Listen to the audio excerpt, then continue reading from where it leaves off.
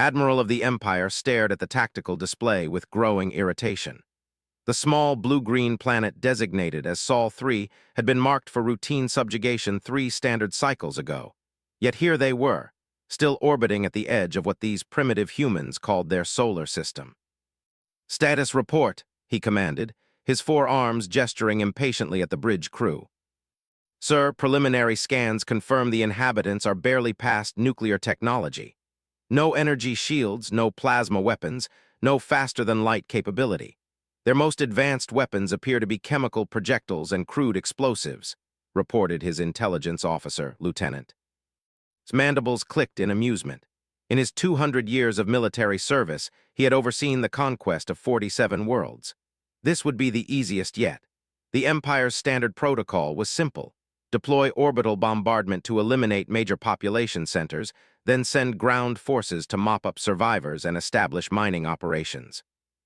"Fascinating," he mused, reviewing the data streams. "These humans show no unified planetary government. They're divided into hundreds of separate tribal territories, constantly warring amongst themselves. They haven't even achieved basic interplanetary colonization." What the Admiral couldn't see from his comfortable position beyond the asteroid belt was the flurry of activity that had begun the moment humanity detected the alien fleet. Deep beneath the mountains of Colorado, in a facility that officially didn't exist, General Hayes stood before a room full of the world's most brilliant military minds.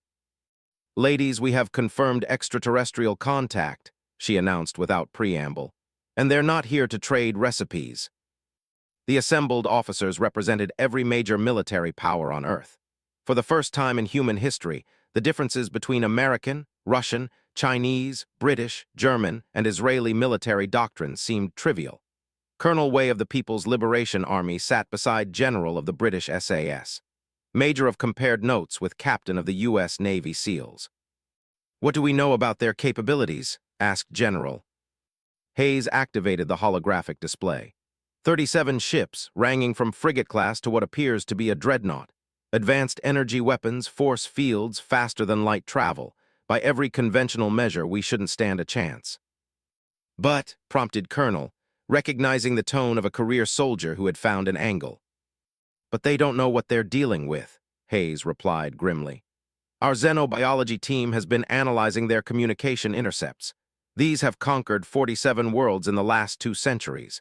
Every single civilization they've encountered has been unified, peaceful, and technologically advanced." She paused, letting the implications sink in. "They've never fought humans. They've never encountered a species that spent 10,000 years perfecting the art of killing each other. They don't understand that our primitive, chemical projectiles have been refined through countless wars. They think our lack of energy weapons makes us weak. They have no concept of asymmetric warfare, special operations, or guerrilla tactics." Major leaned forward. "What's the plan?" Hayes smiled, and it wasn't a pleasant expression. "We're going to teach them why humans are the apex predators of Earth. Phase 1 begins in 6 hours. Meanwhile, aboard the flagship, Admiral was growing impatient. Long-range sensors showed increased electromagnetic activity across the human planet, but nothing that suggested advanced military preparation. Primitive radio chatter had increased, but their translation algorithms indicated mostly panic and confusion among the population. "Begin the standard intimidation protocol," he ordered. "Move the fleet to Luna orbit. A show of force should convince their leaders to surrender without costly bombardment." The 37 ships of the fleet moved with practiced precision through the outer solar system. Their hulls gleamed with energy shielding, their weapons arrays charged and ready. This would be routine. What they didn't expect was the response from Earth. The first indication that something was wrong came when Lieutenant's sensor station began screaming alarms. "Sir, multiple launch signatures from the planet's surface." "Impossible," scoffed. "Our intelligence clearly shows they lack orbital strike capability." But the sensors didn't lie. Hundreds of contrails were rising from Earth's surface, arcing toward the fleet's projected position near Luna. The Admiral's confidence wavered as he realized the humans had somehow tracked their fleet movements and calculated their intended destination. "Evasive maneuvers," he barked. "What kind of primitive missiles could possibly—" His question was answered when the first wave hit. These weren't primitive missiles.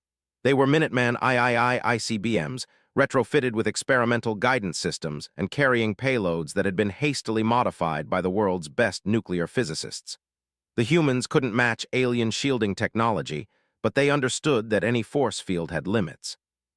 The ship's shields flared brilliantly as they absorbed the nuclear detonations, but the coordinated barrage was unlike anything they had encountered. These weren't precision weapons aimed at specific targets. They were area denial weapons, designed to create killing fields. "Shields at 60%, reported the engineering officer. "These humans are using fusion warheads as if they were conventional explosives." Stared in disbelief. No civilized species would deploy nuclear weapons so casually. The radiation alone would contaminate vast areas of space. But as his fleet regrouped, more launches were detected from the planetary surface. This time, the weapons were different. Smaller, faster, and following erratic flight paths that made targeting difficult. The Admiral watched in growing alarm as these new projectiles weaved between his ship's defensive fire, striking with surgical precision at communications arrays and sensor clusters. "Reports," he demanded. "They're targeting our electronic warfare capabilities, sir. These projectiles appear to be guided by some form of artificial intelligence, and they're carrying electromagnetic pulse warheads specifically tuned to our shield frequencies." His four eyes widened in shock. The humans had analyzed their technology and developed countermeasures in a matter of hours. It was impossible. No species could adapt that quickly. But the evidence was undeniable. His fleet's communication network was fragmenting as relay ships lost contact. Sensor coverage was developing blind spots as detection arrays failed, and still the humans continued their bombardment from the surface. "Sir," Lieutenant called urgently, "we're detecting new signatures, multiple small craft launching from the planetary surface." "Fighter craft?" asked, hoping for something familiar he could understand. "Negative, sir. They appear to be personnel transport vessels." The Admiral stared at his tactical display in confusion. The humans were sending troops into space. In small, lightly armored shuttles, it made no tactical sense. What Admiral couldn't comprehend was that he was witnessing something unprecedented in galactic warfare. Humans treating space combat like an extension of terrestrial military doctrine. The approaching shuttles weren't carrying invasion forces. They were carrying special operations teams. Each craft held a dozen soldiers equipped with everything from Delta Force operators to Russian commandos to Israeli units. Their equipment had been modified by the finest military engineers on 6 continents. Their suits hardened against the vacuum of space. Their weapons adapted for zero-gravity combat. The humans weren't trying to fight a space battle. They were turning it into the kind of close quarters, asymmetric conflict that had defined warfare on Earth for all their technological superiority, had absolutely no idea what was coming. As the first human assault shuttles closed distance with the alien fleet, General Hayes watched the tactical display from her command bunker with grim satisfaction. The opening moves had gone exactly as planned.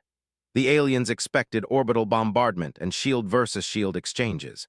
They had no defense against boarding actions carried out by soldiers who had spent their entire careers learning to kill efficiently in any environment. "Commence Phase 2, she ordered into her headset. "Show them what humans do best." In space, the real education was about to begin. Master Sergeant of the U.S. Army Rangers checked his weapon one final time as his assault shuttle approached the alien frigate-designated Target Alpha 7.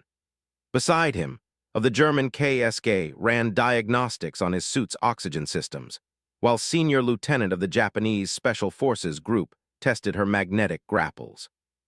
30 seconds to contact," announced their pilot, a former NASA astronaut who had volunteered for what everyone knew was likely a suicide mission.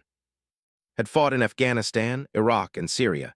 He'd conducted nighttime raids in hostile territory, cleared buildings room by room, and survived firefights that lasted hours. But this was different.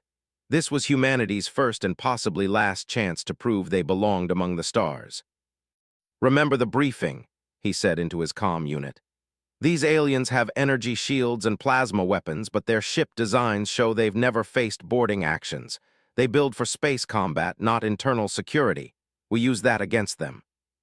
The shuttle's magnetic clamps engaged with the alien hull with a satisfying thunk. Immediately, the modified plasma torch began cutting through the exotic metal. The aliens' superior materials meant nothing against tools designed by humans who had spent centuries learning to breach any barrier. Aboard the frigate Stellar Talon, Engineering Officer N stared at his instruments in confusion. "Captain, we have hull breach alerts from Section 7. Captain Oss clicked his mandibles dismissively. "Impossible. Our armor is rated against plasma bombardment. These primitives lack the technology to—" His words were cut off by the sound of his own hull being peeled open like a metal can. "Emergency!" Atmosphere rushed toward the breach as pressure dropped throughout the section. "Emergency bulkheads," he ordered. "Seal off that sector and prepare the internal defense drones." But they had never needed internal defense systems before. Every civilization they'd conquered had fought them in space, ship to ship. None had been insane enough to attempt boarding actions. Their drones were designed for maintenance work, not combat. The first human through the breach was his assault rifle adapted with specialized ammunition designed by weapons experts who had studied every piece of captured alien technology. Behind him came with a modified grenade launcher, and with equipment that looked primitive but had been tested in more conflicts than they had records of. The corridor they emerged into was clearly built for beings larger than humans. They averaged 7 feet tall with 4 arms, but the space was designed for comfort, not defense. No cover positions, no kill zones. It was an engineer's design, not a warrior's. "Contact front," whispered into his mic as the first alien defender rounded the corner. The soldier was impressive, massive, well-armored, carrying an energy weapon that could slice through tank armor. But he moved like someone who had never faced an enemy who might be hiding behind cover, never fought an opponent who understood that the first rule of gunfighting was not to be where the enemy expected you to be. His first shot took the alien in what appeared to be a knee joint. His second shot, fired from a different position as he rolled behind a support beam, struck the creature's weapon hand. The went down, his energy rifle clattering across the deck, and was already moving to the next position. "Unknown hostiles have boarded us," the wounded managed to report before a stun grenade rendered him unconscious. Captain Oss couldn't believe what he was hearing. "How many?" "Unknown, sir. They move like shadows. Our targeting systems can't track them effectively." This was humanity's secret weapon, not superior technology, but superior tactics developed through countless generations of warfare. Every human soldier in that boarding party had trained against opponents who could shoot back, who could think, who could adapt. They had spent 2 centuries conquering civilizations that surrendered after token resistance. "They're using the maintenance tunnels," reported another defender. "How do they know our ship layout?" The answer would have terrified Captain Oss if he'd known it. Before the first shuttle launched, human engineers had analyzed every piece of sensor data collected on ship design. They'd built models, run simulations, and identified structural weak points. The boarding teams weren't exploring the ship blindly. They were following routes planned by architects who understood that every ship, no matter how advanced, had to follow certain basic engineering principles. His team reached the ship's main power conduit in under 10 minutes. They had never imagined enemies might target infrastructure instead of engaging in direct combat. Their ship designs had no redundancies for internal sabotage. "Charges set," reported, attaching human-designed explosives to what their intelligence had identified as the primary power coupling. "All teams, this is Reaper 1, broadcast. Egress in 30 seconds. But even as they prepared to withdraw, noticed something that made him smile grimly. Through the ship's internal communications, he could hear the panic spreading among the crew. These aliens had never experienced the fear that came with being hunted aboard their own vessel. The explosion, when it came, didn't destroy the ship. It did something worse. It left the crew alive in a crippled vessel, drifting helpless while other human teams struck their fleet mates. The psychological impact was devastating. Admiral watched in horror as his tactical display showed ship after ship reporting the same impossible scenario. Primitive humans were somehow boarding his vessels and systematically disabling them from within. "How are they moving so quickly between ships?" he demanded. "Sir, they appear to be using small craft that our sensors have difficulty tracking. The vessels seem designed for stealth rather than protection." Lieutenant looked up from his console with barely concealed panic. Admiral, we're receiving reports from the surface. The humans have launched what appears to be their entire military orbital capability. Hundreds more launches detected worldwide. Stared at the tactical display, watching as Earth's surface lit up with launch signatures. These weren't random panic responses. This was a coordinated global military operation. The humans had somehow unified their fractured world in a matter of hours and were throwing everything they had into space. What could they possibly hope to accomplish? Our shields can absorb their nuclear weapons indefinitely. His answer came in the form of Captain Oss's final transmission. Admiral, we are dead in space. The humans have disabled our power systems and withdrawn. We have minimal life support and no weapons. They didn't try to destroy us, they wanted us alive to witness what comes next. The next wave of human weapons wasn't aimed at the ships. Instead, they struck the space around the fleet, dozens of nuclear detonations that created a massive electromagnetic field. They watched in confusion as their long-range sensors went blind, their communications became sporadic, and their formation began to drift apart. They're isolating us, realized with growing dread, cutting off our ability to coordinate. But that was only the beginning. The humans had studied every military manual written about space combat, and then ignored all of them. Instead of trying to fight a superior foe on equal terms, they were applying lessons learned from every asymmetric conflict in human history. Through the electromagnetic storm, new contacts appeared. These weren't assault shuttles, they were massive cargo containers launched from Earth's surface on ballistic trajectories. As they approached the formation, their sides split open to reveal their contents. "Debris," shouted Lieutenant. "They're throwing debris at us." But it wasn't random debris. Human engineers had calculated the exact orbital mechanics needed to turn space junk into kinetic weapons. Pieces of destroyed satellites, chunks of metal from decommissioned space stations, even fragments of rock collected from Earth's surface, all accelerated to precise velocities and aimed at specific targets. The energy shields could stop directed energy weapons and deflect missiles, but they had never been designed to handle a sustained bombardment of irregular objects traveling at different speeds and following unpredictable trajectories. It was like trying to stop a sandstorm with an umbrella. "Shields are being degraded by micro-impacts," reported the engineering officer. "These projectiles are too small and numerous for our targeting systems." Admiral felt something he hadn't experienced in 2 centuries of military service.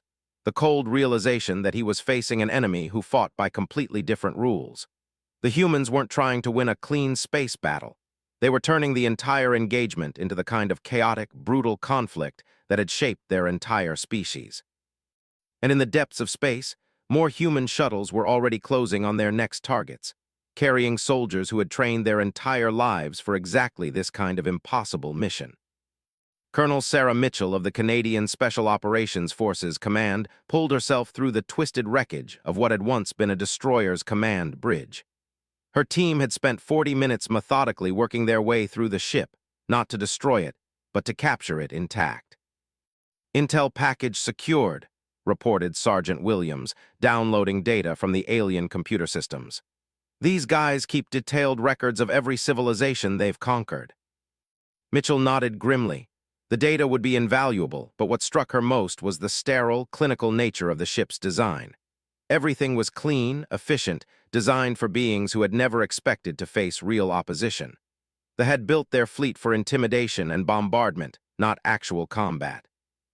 "Ma'am," called out Corporal from the communications station, "I'm getting chatter from the rest of their fleet. Universal Translator is working and they sound confused." Mitchell listened to the alien voices, nodding the rising panic in their tones. They were discovering what every human military commander learned in their first real engagement. No battle plan survives contact with the enemy, especially when that enemy refuses to follow conventional tactics. Across the void, Admiral was experiencing the complete breakdown of everything he thought he knew about warfare.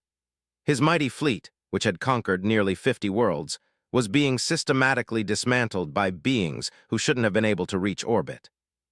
"Status report," he demanded, though he dreaded the answer. 17 ships have been boarded and disabled, sir. The humans somehow know exactly where to strike to cause maximum disruption with minimal damage. They're not trying to destroy us, they're collecting us." Collecting, mandibles clicked in confusion. Yes, sir, they disable our ships, download our databases, and then withdraw. It's as if they're treating us like a learning exercise. The Admiral stared at his tactical display, watching as more human assault teams struck with precision that explanation. How could these primitives coordinate so effectively? How did they know exactly which systems to target? His answer came from an unexpected source. Lieutenant, working frantically at his console, suddenly looked up in shock. Sir, I've been analyzing the human communication frequencies. They're not using a single command structure. What do you mean? Their boarding teams are operating independently, but sharing real-time intelligence. Every team that learns something new about our ship designs immediately transmits that data to all other teams. They're learning and adapting faster than we can respond.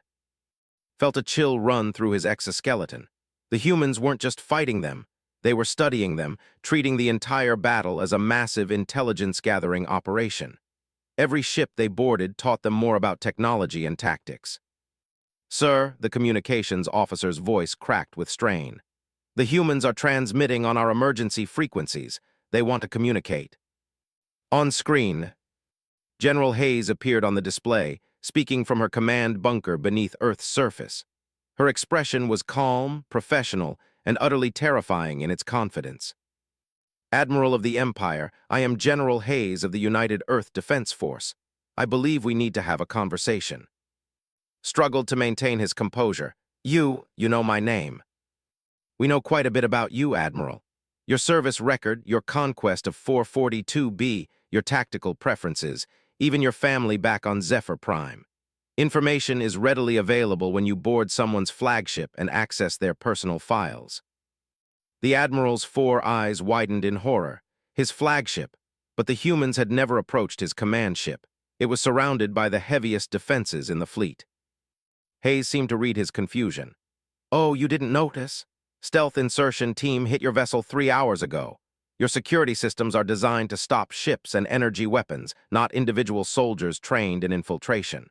We've been monitoring your communications, copying your databases, and studying your tactical responses in real time. Impossible, whispered. Admiral, your species has spent 2 centuries fighting civilizations that built beautiful cities and surrendered when threatened. You've never faced an enemy that spent 10,000 years learning to kill efficiently. Every human soldier in this engagement has trained against opponents who could adapt, improvise, and overcome. We don't surrender. We don't negotiate. We win. Hayes leaned forward slightly. Your fleet has superior technology, but you've forgotten how to actually fight. You've conquered 47 peaceful worlds, but you've never faced warriors. Strategic mind, trained through decades of military education, finally grasped the full scope of what was happening. You're not trying to destroy our fleet. You're demonstrating that you could destroy it any time you choose. Exactly. Hayes smiled, and it was not a pleasant expression. Every ship we've disabled could have been destroyed just as easily. Every crew we've captured alive could have been eliminated. We're showing you what human military doctrine really means. The Admiral looked around his bridge, suddenly noticing details that had escaped him before. His crew was demoralized, confused, operating on pure training rather than tactical understanding. They had never learned to fight an enemy that fought back effectively. What do you want? He asked quietly. We want you to return to your empire and deliver a message. Humanity is not available for conquest. We didn't develop beautiful cities and peaceful philosophies because we're civilized. We developed the most sophisticated military machine in known space because we're not. Hayes gestured to something off-screen, and his tactical display lit up with new information. Hundreds of additional launch signatures from Earth, but these weren't aimed at his fleet. They were heading for deep space, toward the edge of the solar system. What you're seeing, Admiral, are our deep space reconnaissance drones. As of today, humanity is expanding beyond Earth. We're claiming this solar system and the 3 nearest star systems as our territory. Any vessel that enters human space without permission will be treated as a hostile invasion force. Stared at the display in disbelief. You're threatening us. Your entire species barely has orbital capability. 6 hours ago, that was true, Hayes replied calmly. But you see, Admiral, humans excel at rapid adaptation under pressure.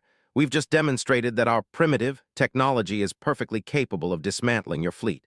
Our weapons industry is already reverse engineering captured systems. Our scientists are studying your shield technology. Our military is training the first generation of human space marines." She paused, letting the implications sink in. In 1 year, the human fleet will be operational. In 5 years, we'll have outposts in neighboring star systems. In 10 years, we'll be knocking on the Empire's door. The question, Admiral, is whether we arrive as allies or conquerors. Felt the weight of 2 centuries of military tradition crumbling around him. Everything the Empire believed about warfare, about conquest, about superior technology guaranteeing victory, it was all obsolete. "You would dare threaten the Empire?" he managed to ask. "Admiral, we're not threatening the Empire. We're offering it a choice. Humanity can be your greatest ally or your worst nightmare. We've just demonstrated which we prefer to be." Hayes nodded to someone off-screen. "Your disabled ships are being restored to minimal operational status. Your crews are being returned unharmed. You have everything you need to return to Zephyr Prime and deliver our message to your Emperor." The transmission ended, leaving staring at a blank screen. Around him, his bridge crew worked in stunned silence, trying to process what they had witnessed. "Sir," Lieutenant reported quietly, "all boarding teams have withdrawn. Disabled ships are reporting power restoration and basic life support. The humans are? They're letting us go." Understood the message. Humanity could have destroyed his entire fleet, but chose not to. They could have captured every ship, but preferred to send survivors home with a story. The demonstration was more effective than any victory could have been. As his battered fleet limped away from Earth's solar system, Admiral began composing his report to the Emperor. How could he explain that 47 successful conquests meant nothing when faced with a species that treated war as an art form? Behind them, Earth continued its frantic preparations for a future among the stars. The message to the galaxy was clear. Humanity had arrived, and they were ready to fight for their place in the universe. The moment the stars learned the might of humanity's professional army had passed, but its echoes would ripple across the galaxy for generations to come. In her command bunker, General Hayes watched the alien fleet retreat and allowed herself a small smile of satisfaction. The first lesson had been delivered successfully. Now came the hard work of making sure humanity was ready for whatever lessons the galaxy might try to teach them in return. The age of human space warfare had begun.